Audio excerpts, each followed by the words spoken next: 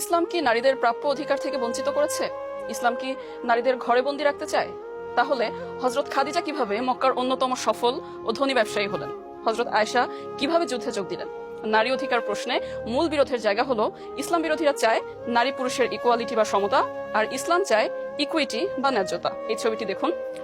Equality বা সমতা হচ্ছে কারো যোগ্যতা বা প্রয়োজন বিবেচনা না করে সবাইকে সমান সুযোগ দেয়া, আর ইকুইটি বা ন্যায্যতা হচ্ছে যোগ্যতা ও প্রয়োজন বিবেচনা করে যার যা দরকার তাকে সেই পরিমাণ সুযোগ দেয়া।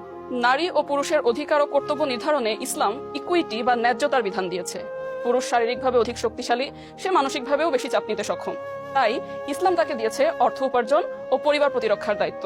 আর নারী অধিক ধৈর্য ও কোমল হৃদয়ের অধিকারী, তাই তার মূল দায়িত্ব হচ্ছে পরিবার ও সন্তান পালন।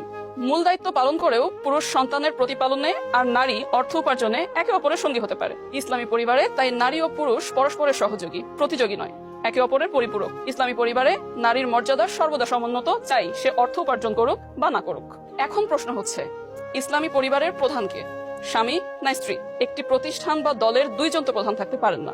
প্রধান তো তাকেই করা হয় যে অধিক কর্মক্ষম, অতিরিক্ত দায়িত্ব নিতে প্রস্তুত।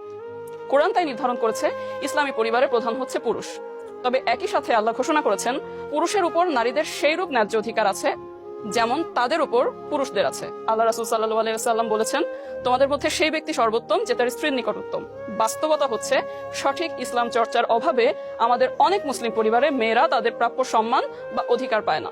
তারা অনেক ক্ষেত্রে নির্যাতনের শিকার হয়, কিন্তু এই নির্যাতনের জন্য ইসলামকে দায়ী করে ইসলাম বিরোধীরা যে ইকুয়ালিটি বা সমতার ধারণা নিয়ে এসেছেন তা আরেকটা বিভ্রান্তি। ইকুয়ালিটি বা সমতার কথা বলে তারা পরিবারে স্বামী স্ত্রীকে পরস্পরের মুখোমুখি দাঁড় করাচ্ছে, একজন আরেকজনের প্রতিযোগী হয়ে উঠছে। এর ফলশ্রুতিতে বাংলাদেশ সহ সারা বিশ্বে পরিবারগুলো ভাঙনের মুখে পড়ছে। বিবাহ বিচ্ছেদের সংখ্যা উল্লেখযোগ্য হারে বাড়ছে। বাংলাদেশ পরিসংখ্যান ব্যুরোর 2022-এর জরিপ অনুযায়ী ঢাকায় প্রতি 40 মিনিটে একটি করে তালাক হচ্ছে। একটু ভেবে বলুন তো, নারী পুরুষের মধ্যে কি সত্যিকার অর্থে ইকুয়ালিটি বা সমতা স্থাপন করা সম্ভব? একজন পুরুষ কি পারবে সন্তান জন্ম দিতে, বুকের দুধ খাওয়াতে, সন্তানকে মায়ের মতো করে যত্ন নিতে?